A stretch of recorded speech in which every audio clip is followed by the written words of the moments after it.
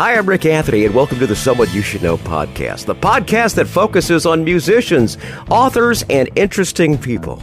We like to say we're making a difference one artist at a time. So sit back, have a cold one, and get ready to meet someone you should know. On the podcast today, a multi-talented artist and musician with a unique blend of half French and half Peruvian roots. She's a singer, a harpist, and a movie soundtrack composer. We're going to hear some of her music today. I know you're going to love it. It's Catherine Gairard. How are you, Catherine? How are you? Hello, Rick. How are you doing? I'm doing good. I'm here in South America. Thank you so much for having me, by the way. Very thrilled to have you on the podcast. I heard your music and I'm going, oh, this is very, very good stuff. And I want the rest of my listeners around the world to know all about it. Now, your bio says you were raised in Peru in a low middle class family and faced some financial barriers that hindered your formal education. How did you overcome these meager beginnings to become the talented musician that you are today? Back in the day and in Peru, particularly having like private lessons for learning an instrument is very expensive. And we also lived quite far away from the city.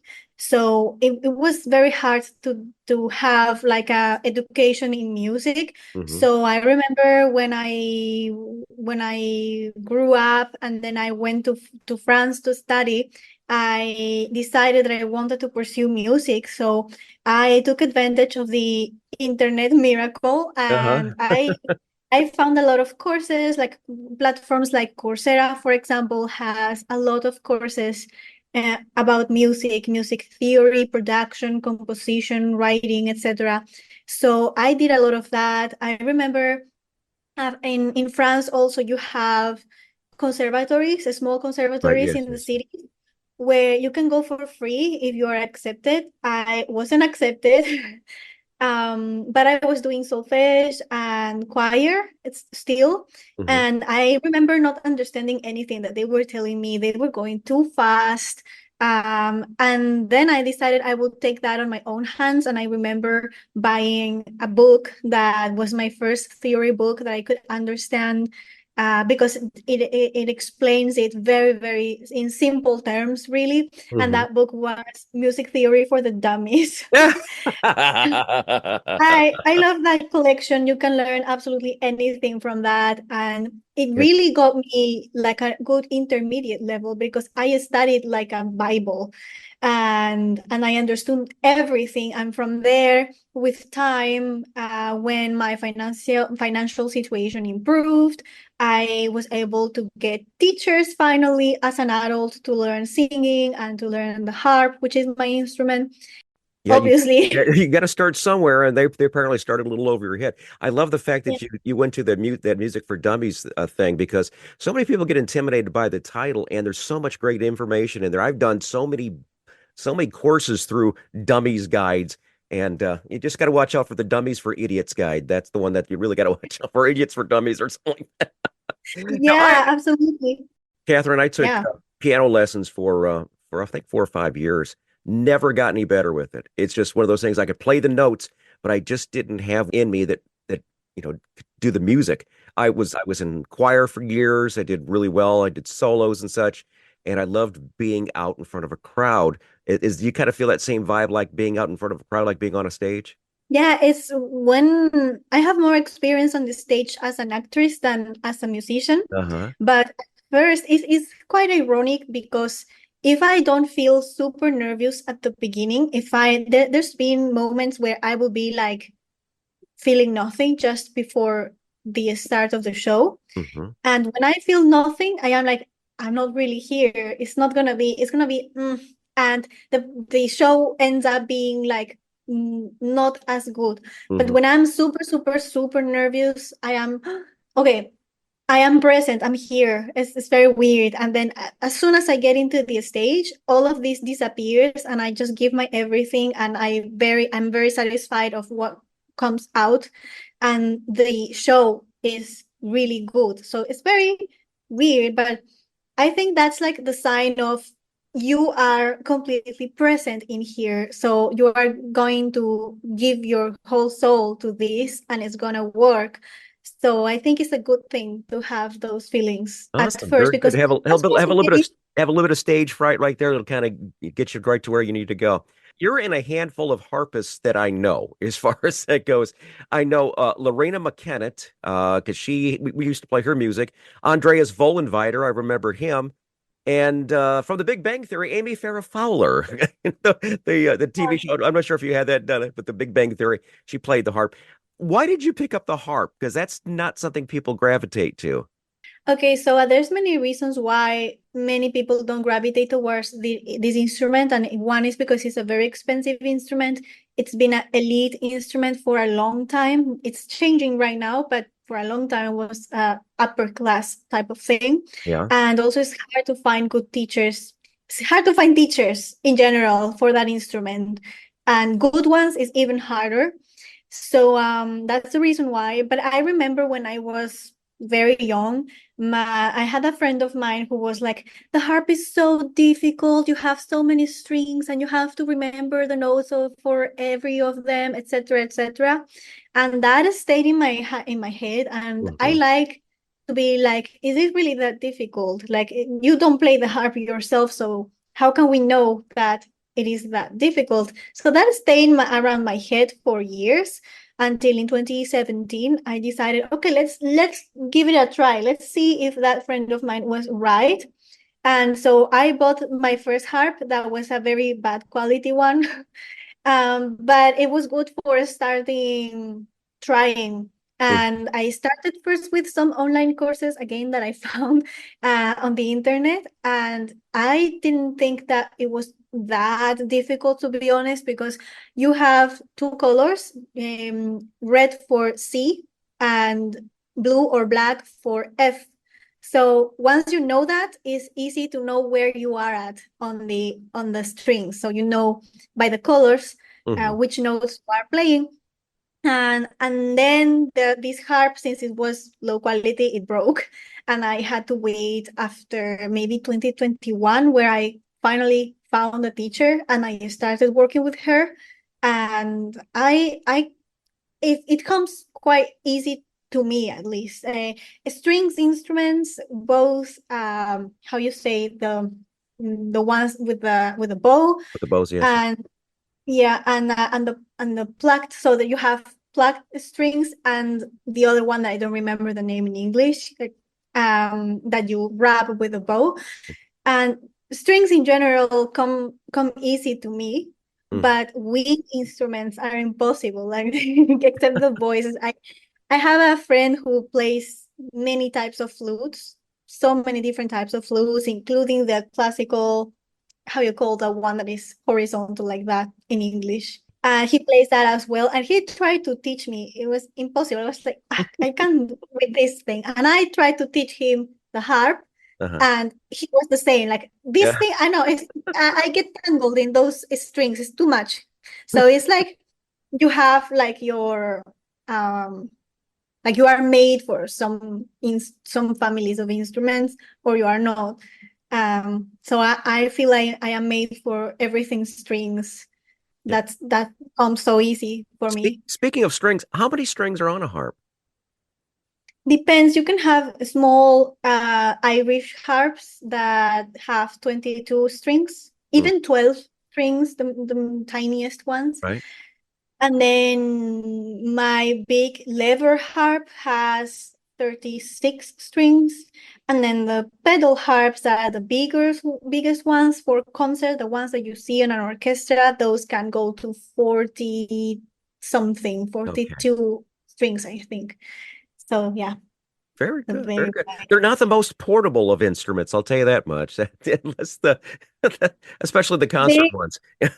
absolutely. There is a brand that came not so long ago, I think, that is called eHarp, and it's a perfect because it's an electric harp, and but also acoustic, so you can play with or without an amplifier, and it's all very compact, and it has 24 strings, so that's a good 3 octaves of Hmm. range. That's really good. And it's so small that it fits perfectly in an overhead compartment for an airplane. Oh, So wow. it's Yeah, this one is perfect because even without an amplifier, you can practice. And if you have the amplifier, you can put headphones. And this is wonderful to me because sometimes I feel like practicing at night, like very late, where everyone is sleeping. So I am like, no, I cannot practice. So with headphones, problem solved. Awesome. Very good. Now, the first song we're going to feature is the title of a EP that you had out in 2020 called Sola. What's the story on Sola? So Sola, which means alone, was my first EP that I released. And the reason why I named it like that is because since my genre, let's say, has heavy metal elements, you're always fantasizing about this ideal of heavy metal and rock where it's always bands. You see the greatest artists tend to be like bands of people. Yes. You have Coldplay, it's not that rock, but it's a very beautiful story, the one of Coldplay, because they were friends from university and they met at university and they became the best friends and they decided they would do a band and they did it, and they were all in the same page in that sense. And that's a very like I was feeling a little bit envious because I wasn't able to find like those people, like-minded people to work with, to get to a goal together. And so at some point, I just decided I wasn't waiting for anyone anymore. When the pandemic came, like we were having so many things taken for granted, and that moment made me realize like life is going on, like time is passing away. I can't leave waiting. Like I could die here and do nothing, just waiting for things to happen, for people to come. So I decided to start on my own as a solo artist, and then see what happens. Maybe I am not destined to have like a band or like with band members. Hmm. Maybe I'm made to be a solo artist with a band, a hired musicians. So I just decided to go on my own and not be afraid or thinking that I need someone else to do things. For starters, you don't need anyone. You start doing things and then the right people come. We're going to feature that So right now. The song is called Soul. It's the title cut from her EP. Here's Catherine Gairard right now, the Someone You Should Know podcast. Hoy vi la luna como perla en el cielo. El viento violento agita mis recuerdos. Mientras me alejo de mi hogar, viajé al fondo del abismo negro. Allí la noche destruyó los sueños que formaban mi hogar. Estoy sola, he de volar. Estoy sola,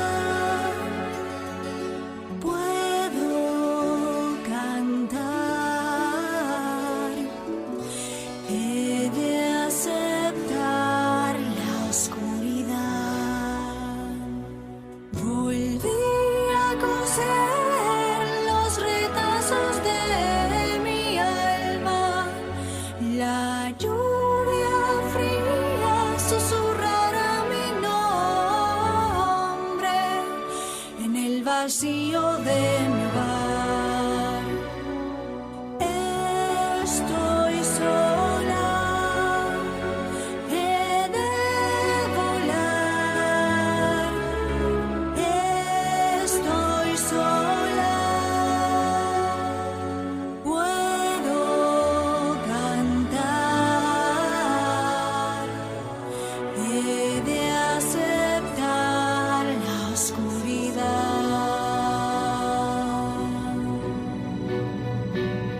La luz de las estrellas baila sobre mí. La voz del camino me empuja a seguir, a buscar un nuevo hogar. Estoy sola, he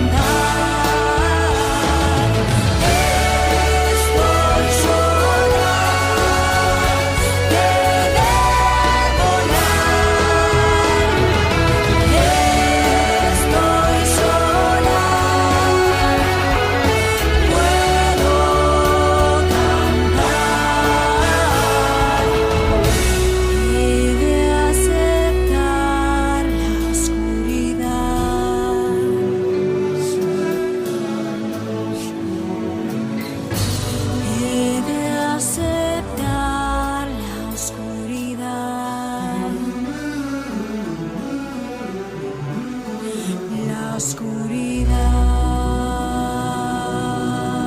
Solo, what a great song. Catherine Gairard is my guest today on the Someone You Should Know podcast. More beautiful music from her coming up in just a bit. But before we continue, I want to tell everyone, thank you for tuning in to the Someone You Should Know podcast. We're found on the World Wide Web at someoneyoushouldknowpodcast.com. There you're going to find our recent news, our archive of past episodes, and a whole lot more. If you've been enjoying it, I do invite you to leave us a review. Let us know how we're doing. We got a 5-star rating on Apple Podcasts, so I'm happy about that.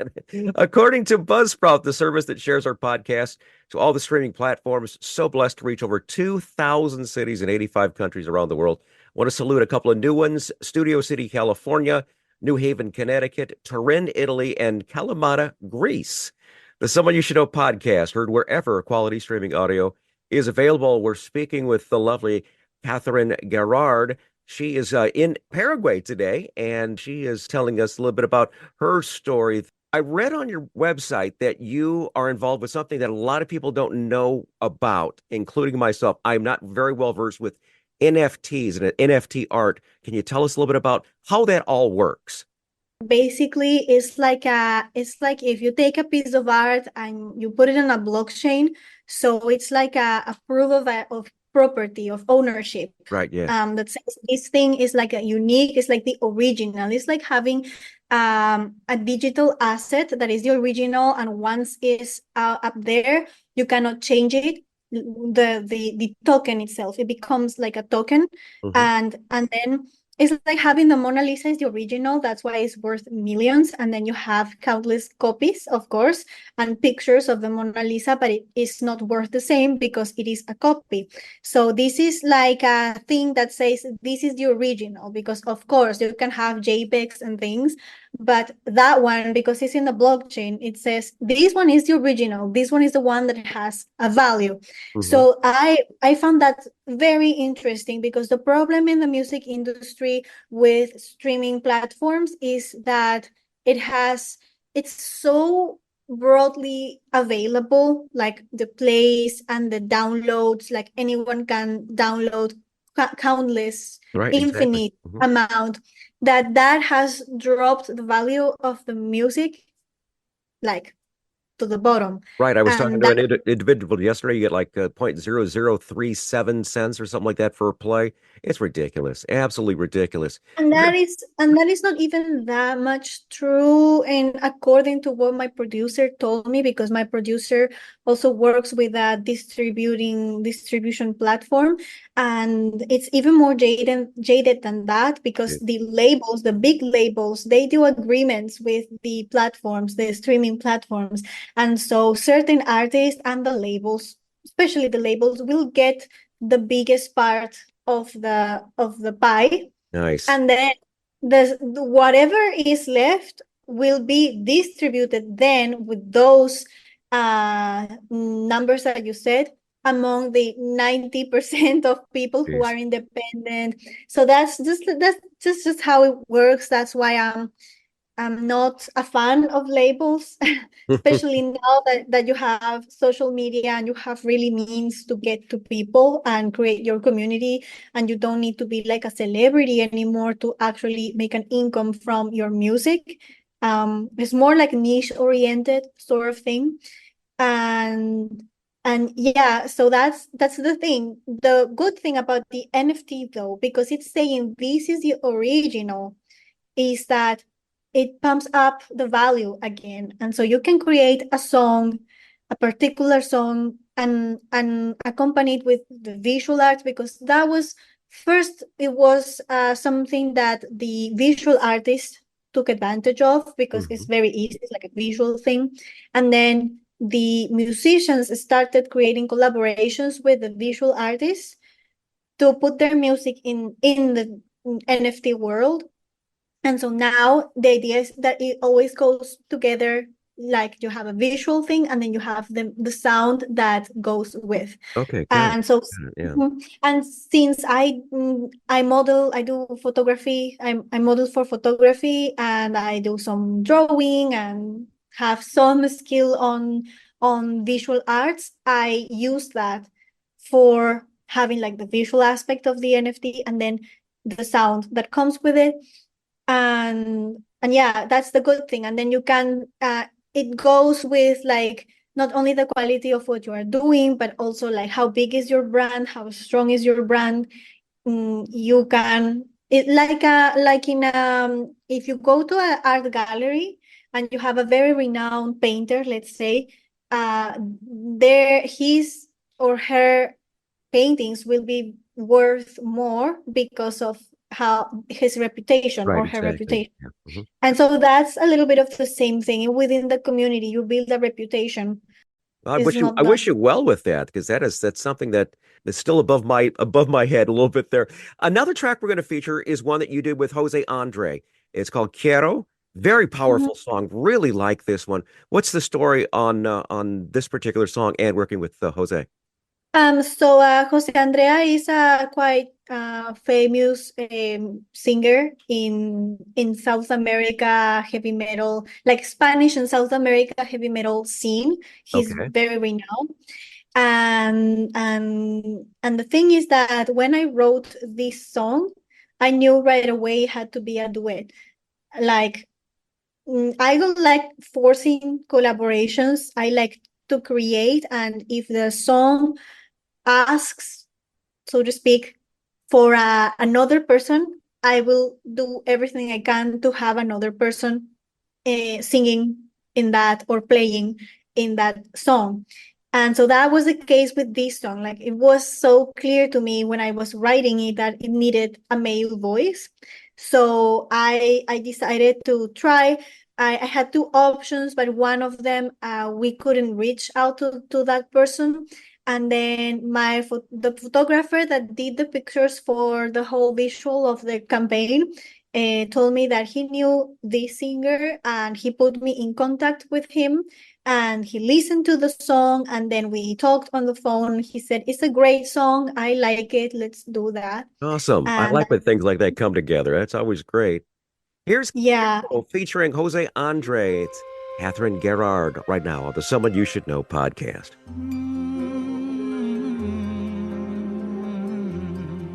Quiero juntar mis manos con tus manos, que no hay espacio entre tus brazos y mis brazos.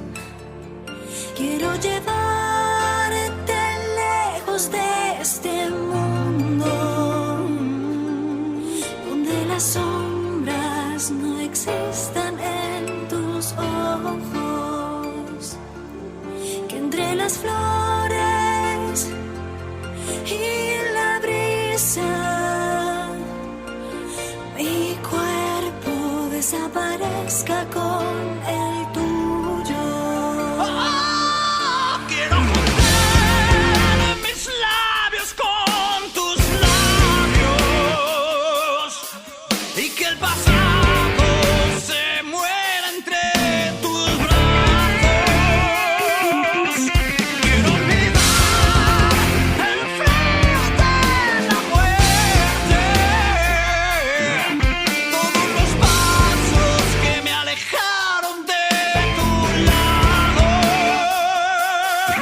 Que entre las olas sobre la arena mi cuerpo desaparezca con el tuyo.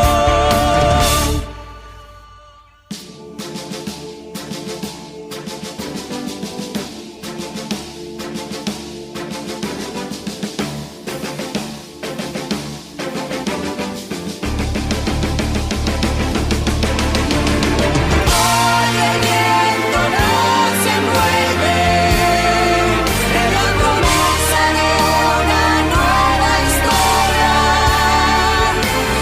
Hoy el cielo amanece y resplandece junto a ti.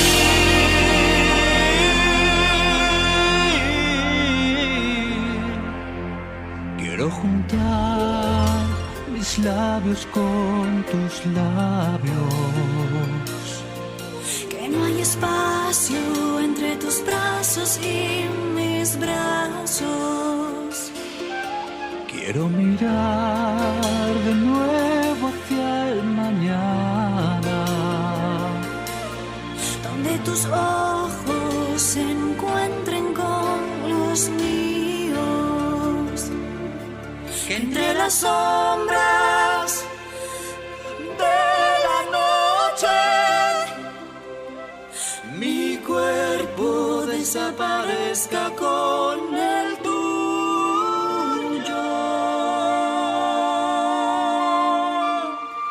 Beautiful song right there. Catherine Gairard is our guest today on the Someone You Should Know podcast. The song is called Quiero, featuring Jose Andre. You are working on scoring movie soundtracks. That's very ambitious path to take.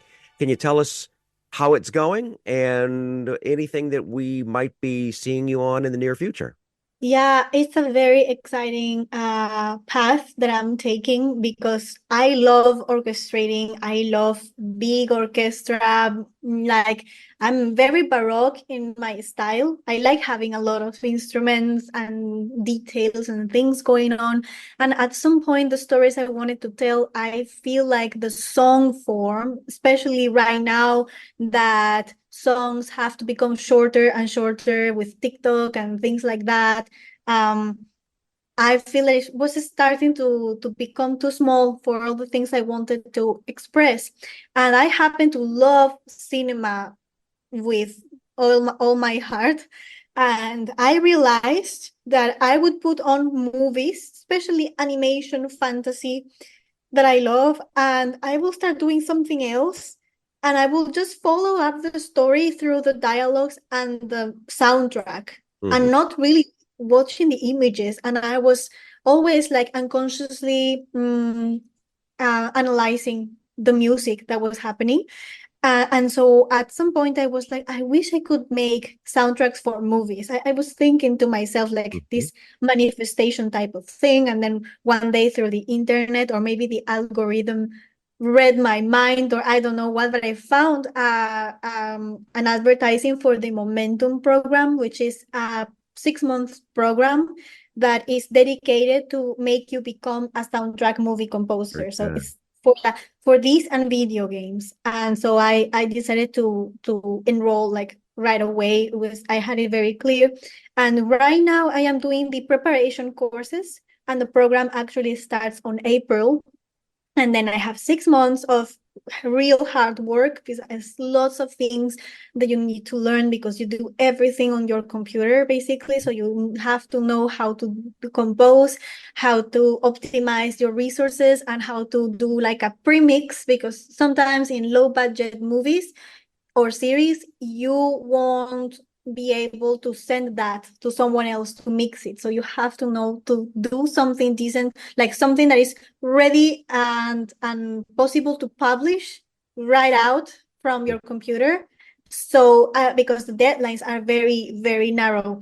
So that's very interesting, and I just can't wait to start, really. And that's the plan for the future, is to become a composer for that, and hopefully specialize into fantasy and 3D animation, 2D animation. Yeah. Let's talk about Yeah. the links to your social media. Where's the best way for people to stay in touch with what you got going on for 2024, and what you might be featured in as far as movie wise? So I'm on TikTok, Twitter, Instagram, Facebook, YouTube, all by the same name, Catherine Gairard. So Catherine, and then the last name is Gairard. Simple enough. And yeah, it's all the same with the same picture, so you won't miss it. And then my music is on Spotify, Apple Music, SoundCloud, and all of the platforms that exist. Us too. You know, we're on like 19 different platforms. What I'll do is down in the show notes, I'll include all your links and everything. That way people can find you and find some more great music like this one we're going to feature next. Now, you're going to have to help me on this one. It's War, Hatred, and Sorrow. How do you pronounce it? Yeah, in Spanish it would be Guerra, Odio y Dolor. Easier for you to say. I had 4 years in German. I wouldn't have gotten that one. Tell us about this song. So I wrote this song right during the first lockdown, during the pandemic. And I was feeling at that moment like things like dark things were happening, it has been proven through the years, when the years passed, and all the things that happened, all the repression and restrictions that we had, and they were difficult times. And at that moment, it was like, no, just 2 weeks to lower the curve and whatever. They were trying to kind of minimize that, but at the same time have a lot of panic.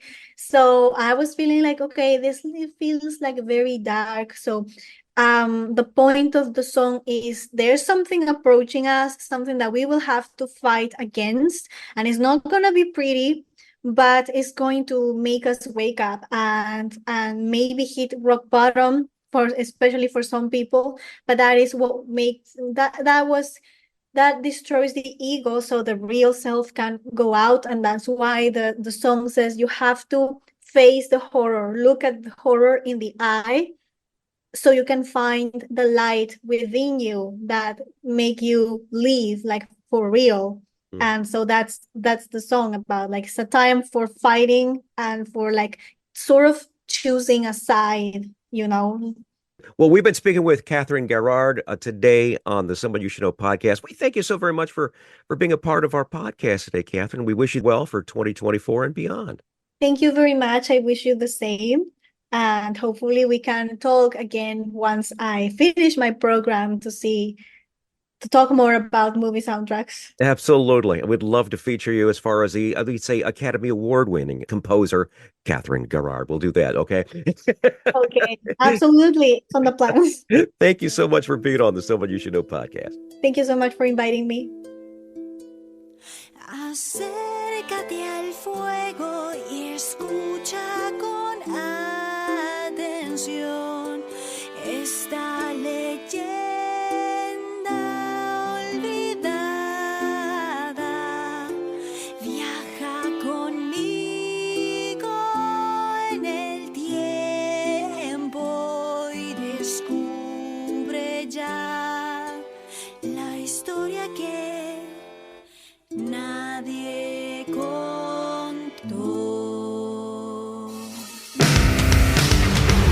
El cielo respira oscuridad, el frío se cuela en el corazón, la tierra se abre al ver caminar espectros de guerra, odio y dolor.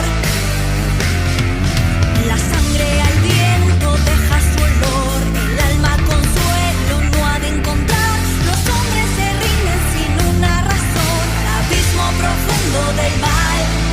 No puedes huir de tu destino, el infierno se encuentra en ti. Has de caer en el abismo, mirar a la cara el horror y ahí encontrar la luz que te ayude a vivir, que te ayude a vivir. La lluvia disipa el miedo a morir, las olas son gritos de libertad, se encuentra muy cerca el combate final, no tienes salida, debes luchar. El fuego en el alma ha de dejar la huella del hombre, aquel que venció aquellos demonios de miedo y horror que él mismo en su mente creó. No puedes huir de tu destino, el infierno se encuentra en ti. Has de caer en el abismo, mirar a la cara el horror y ahí encontrar la luz que te ayude a vivir, que te ayude a vivir.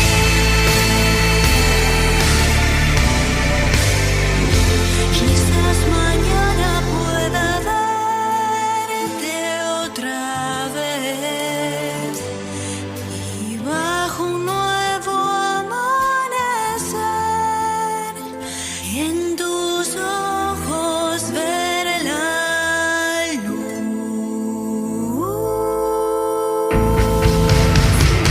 No puedes huir de tu destino, el infierno se encuentra en ti. Has de caer en el abismo, mirar a la cara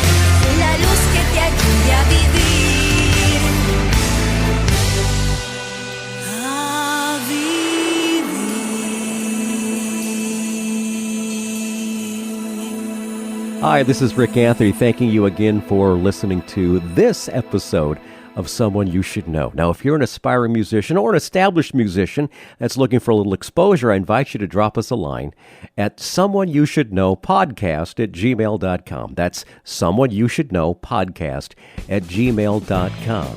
Also, I invite you to tell a friend about the Someone You Should Know podcast. I thank you for tuning in this time, and I invite you to check us out next time on the Someone You Should Know podcast, because you never know who's going to show up. Until next time, remember, God loves you, and so do I.